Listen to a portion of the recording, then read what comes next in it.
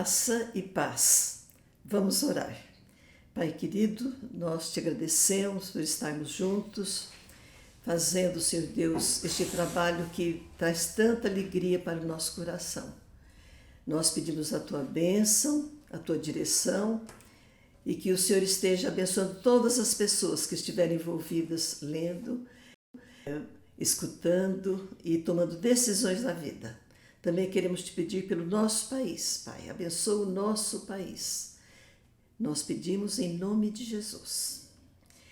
Nós estamos lembrando, pedindo a vocês que se inscrevam nas redes sociais para nos ajudar no nosso canal, para nos fortalecer. E depois o like, gostei ou não gostei. Muito obrigada. Nós vamos lembrar que estamos no estudo panorâmico, por isso nós estamos passando por cima de toda a Bíblia. Já fizemos o Antigo Testamento, 39 livros, o período interbíblico e agora estamos no Novo Testamento. Começamos no livro de Mateus, o Evangelho segundo Mateus. Esse Evangelho apresenta Jesus como rei e Jesus como o prometido, Messias prometido. Por isso tem muitas profecias que Mateus lembra, porque Jesus está cumprindo profecias que Deus fez em todo o Antigo Testamento, esperando a chegada do Messias. Agora o Messias chegou, então as promessas vão se cumprindo. Muito bem, nós lembramos também que os 4 evangelhos, né? O evangelho é um só, mas 4 pessoas escreveram: Mateus, Marcos, Lucas e João. Estamos no primeiro evangelho, na colocação cronológica, que não é a colocação da realidade. Dizem os estudiosos que Marcos foi o primeiro evangelho escrito, mas Mateus também já estudamos até o capítulo 12. E hoje, então, estamos começando pelo capítulo 13. Que Deus nos ajude para que a gente possa render bastante, aprender bastante e também sermos abençoados. Capítulo 13. São parábolas do reino. Os estudiosos acham que Mateus ele agrupou muitas parábolas, falando sobre o reino. Ele entra num barco, à beira-mar, e o barco se torna o púlpito para ele. E ele vai falando as parábolas. Parábola, uma história que ele conta para ensinar uma lição de vida, um princípio.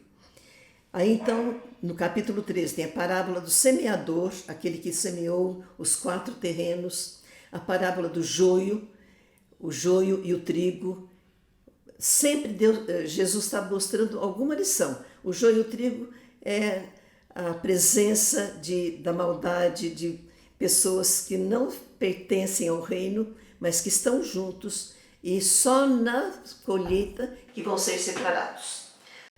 A parábola do grão de mostarda. O reino começa pequenininho e cresce e vai servir de abrigo e de alimento. A parábola do fermento. O reino, ele vai mudando as pessoas, como o fermento faz na massa, e ele vai pegando toda a massa. A parábola do tesouro escondido. O homem achou o tesouro, ele vendeu tudo que tinha, comprou aquele terreno para ter aquele tesouro, que era de muito valor. E a pérola de grande valor também. O comerciante de pérola achou essa pérola, ele vendeu tudo que tinha, as pérolas, para comprar aquela pérola. Jesus está falando do valor do reino de Deus. E da rede. O pescador traz na rede peixe de todo jeito, mas ele senta e separa os peixes bons e o que não presta ele joga para o mar. Então, as parábolas, Jesus ensinando. Vamos lembrar que Jesus passou a vida dele, o ministério dele, ensinando, pregando e curando.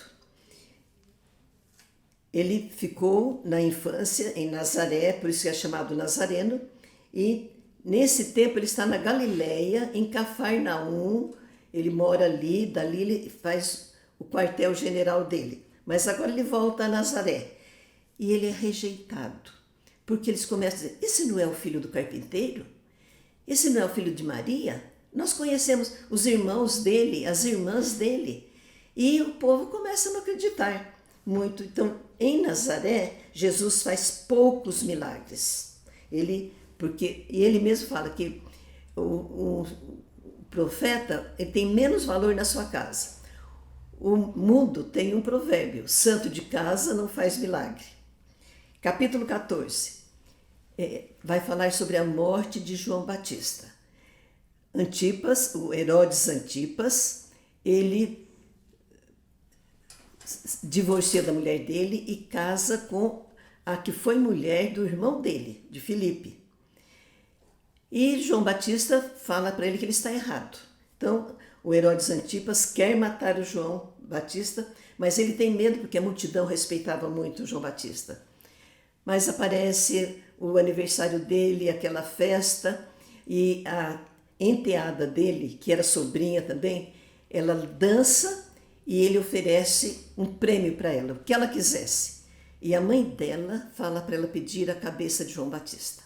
Então, João Batista é morto ali e o Herodes Antipas fica achando que João Batista está voltando.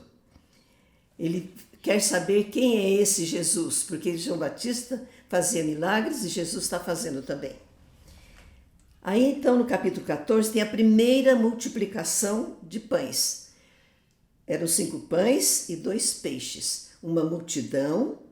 Jesus foi 1 dia, 2 dias ensinando e Jesus se compadeceu da multidão e alimentou a multidão. Houve a primeira multiplicação de pães. 5 pães, 2 peixes e 5.000 homens. Nem foram contadas as mulheres e as crianças.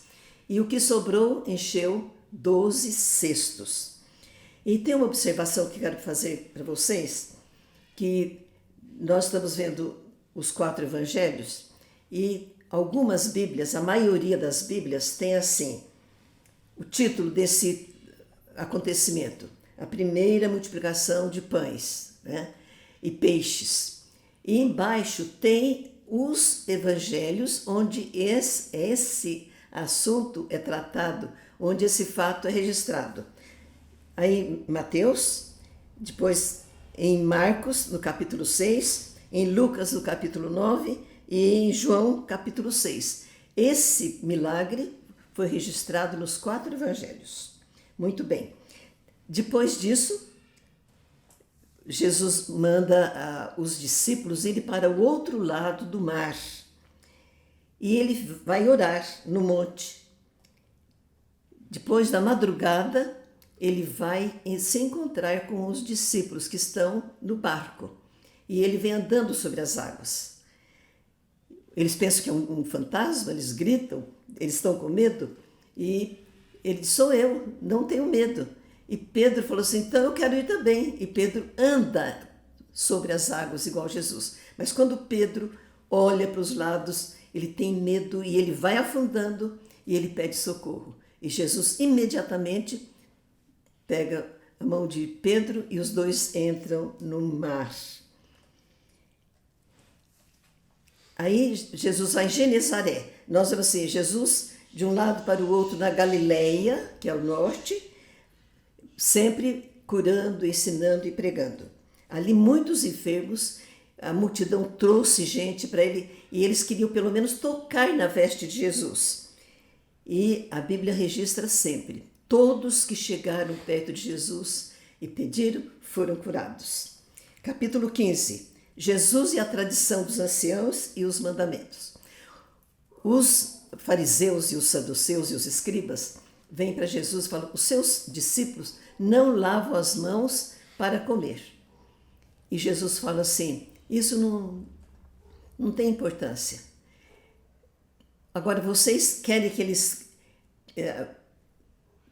obedeçam as regras dos anciãos e não os mandamentos que Deus deixou para nós. Então, lava o copo, lava as mãos, mas não honra o pai e a mãe, que é um mandamento que Deus mandou. Vocês falam, se vai dar o dinheiro para o templo, não precisa cuidar do pai e da mãe. Os mandamentos são mais importantes. E o que entra na boca não tem importância tanta quanto aquilo que sai do nosso coração. Então, o que contamina é o que sai do coração. No nosso coração que a gente trama, que a gente pensa coisas ruins. Capítulo 15 ainda. E nesse capítulo tem a mulher de Cananeia, uma mulher cananeia. Jesus está aí, lá perto de Tiro e Sidom, à margem do Mediterrâneo.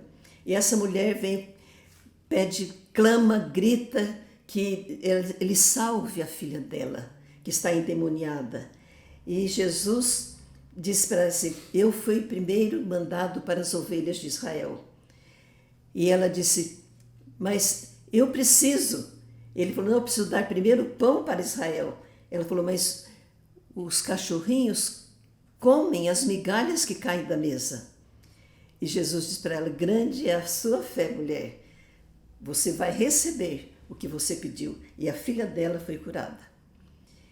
E Jesus, então, ali no Mar da Galileia, nós vamos ver no mapa depois, as curas, muitas curas, os cegos, os aleijados, e ele subiu no monte e as multidões vão atrás dele. E tem aí, então, a segunda multiplicação dos pães e peixes. 7 pães e alguns peixes. 7 cestos sobraram. E eram 4.000 homens, sem contar as mulheres e as crianças.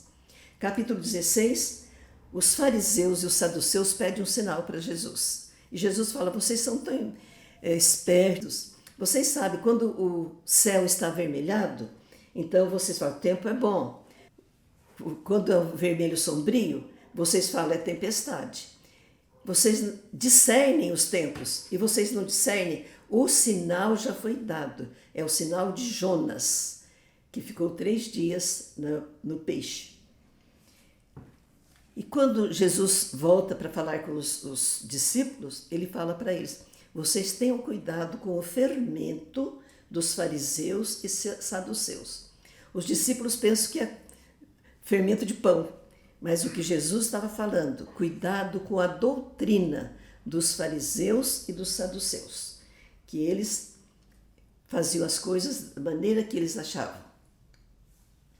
E aí então, em Cesareia de Filipe, que é uma grande cidade, Jesus fala para eles, o que estão dizendo que quem é o Filho do Homem? O que estão dizendo sobre mim? Então, eles dizem, alguns falam que é Jeremias, uns falam que é Elias, outros falam que é João Batista. E Jesus faz uma pergunta muito importante, e vocês o que acham? Pedro, sempre é aquele que fala primeiro. E Pedro diz assim, tu és o Cristo, o Filho do Deus vivo. E Jesus disse, quem pôs isso no seu coração, na sua mente, foi Deus, o Espírito Santo. Porque sobre este pensamento, sobre esta verdade, eu edificarei a minha igreja e as portas do inferno não prevalecerão contra a igreja. Nesse momento, Jesus prediz a morte e a ressurreição dele. Ele começa a preparar os discípulos para aquilo que havia de acontecer. Ele está ainda na Galileia, mas ele vai muito breve para a Judeia. E ele fala que lá ele vai sofrer muito, porque os saduceus e os anciãos e os sacerdotes vão até matá-lo. E Pedro reprova Jesus, fala, não, o senhor não vai fazer isso. E Jesus fala, arreda Satanás, eu tenho uma missão, e eu vim para isto, e você não tem direito de dizer que eu não vou fazer isto. E Jesus diz, quem quer me seguir, tome a sua cruz e me siga. Capítulo 17 da Transfiguração. 6 dias depois, Jesus então leva os 3 apóstolos, Pedro, Tiago e João, que eram os mais íntimos, e lá naquele monte, ninguém sabe que monte que era, não fala, ele é transfigurado. As vestes dele ficam brancas, o rosto como o sol. E aparece Moisés e Elias.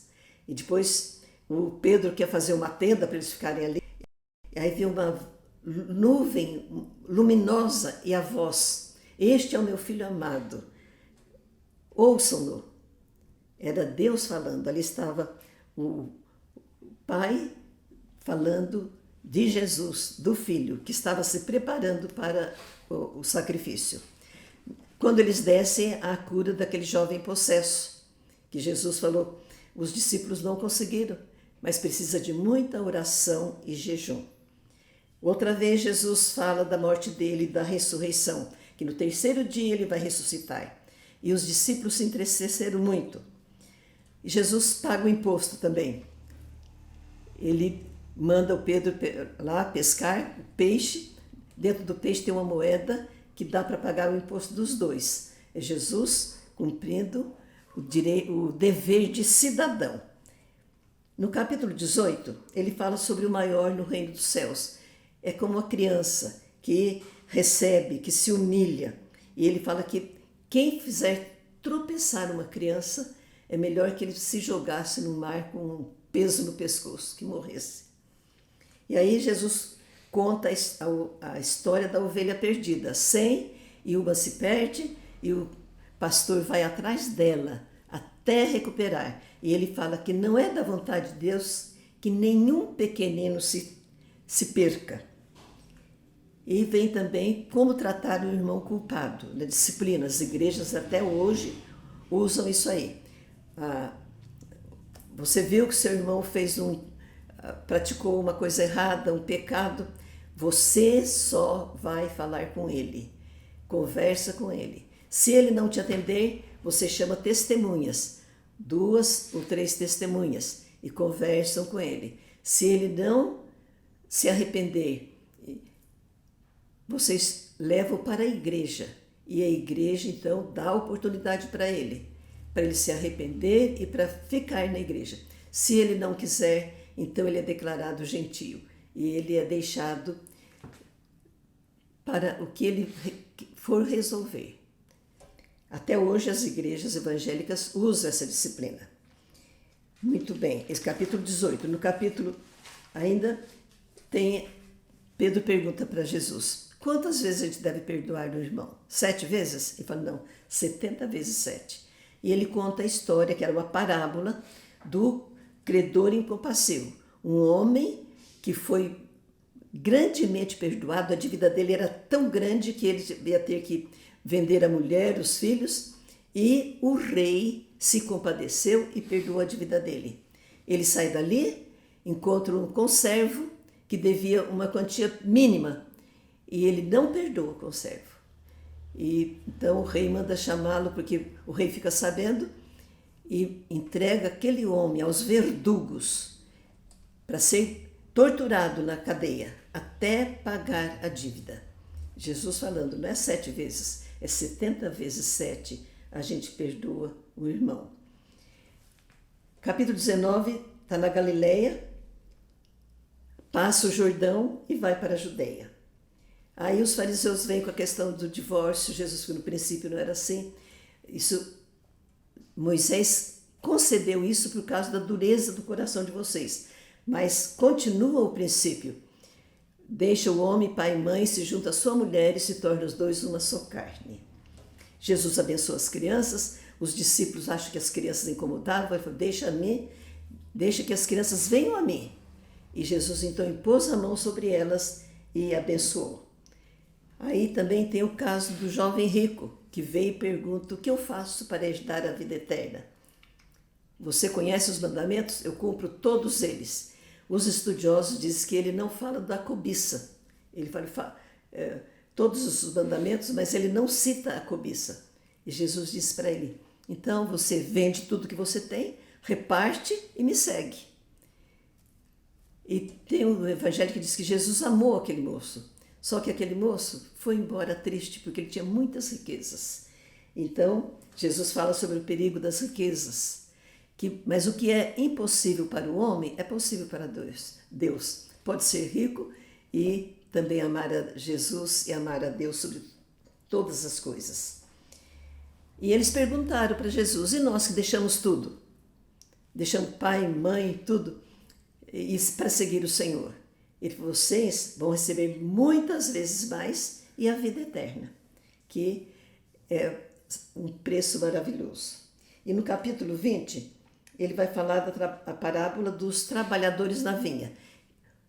Os primeiros foram contratados de manhã, de madrugada, 1 denário pelo dia. Depois, contratados às 3 horas, 6 horas, 3 horas, às 15 horas e à tarde. E no final do dia, quando ele pagou a mesma coisa. E os primeiros que trabalharam mais reclamaram. E eu sempre achei assim, eu falo, para mim, as pessoas recebem a salvação, o conhecimento, desde cedo, desde criança. E aqueles que na última hora recebem, também esses são salvos, recebem a mesma coisa, salvação. É certo que não tiveram chance, nem galardões, mas dizem que não é essa a interpretação é que Deus faz do jeito que Ele quer. O dinheiro é dele, os talentos são dele e Ele faz o que Ele quer. Jesus prediz outra vez a sua morte e ressurreição. Ele vai ser crucificado e no terceiro dia vai ressurgir. Aí tem um pedido da mãe de Tiago e de João, que ela pede que Jesus, no reino dele, coloque um filho à direita e outro à esquerda. E Jesus fala: mas vocês vão beber o cálice que eu vou beber? E eles falam que vão beber. Mas Jesus fala: quem concede isso, o lugar é o Pai. Ele que é o dono. Então, os discípulos ficaram muito chateados e indignados com os dois filhos de Zebedeu, Tiago e João, e com a mãe deles, que foi fazer esse pedido para Jesus. E Jesus falou assim: ó, eu vim para servir e não para ser servido. E eu vim para dar a minha vida em resgate de muitos. Então o cálice que Jesus ia beber era um cálice amargo demais. Aí tem a cura dos 2 cegos de Jericó. Nós estamos terminando o capítulo 20, vamos terminar Mateus na próxima aula. Leiam, busquem, porque nós estamos passando muito por cima, tem muita coisa linda, boa para a gente aprender. Eu espero que a gente possa estar crescendo e amando muito mais a palavra. Que Deus nos abençoe.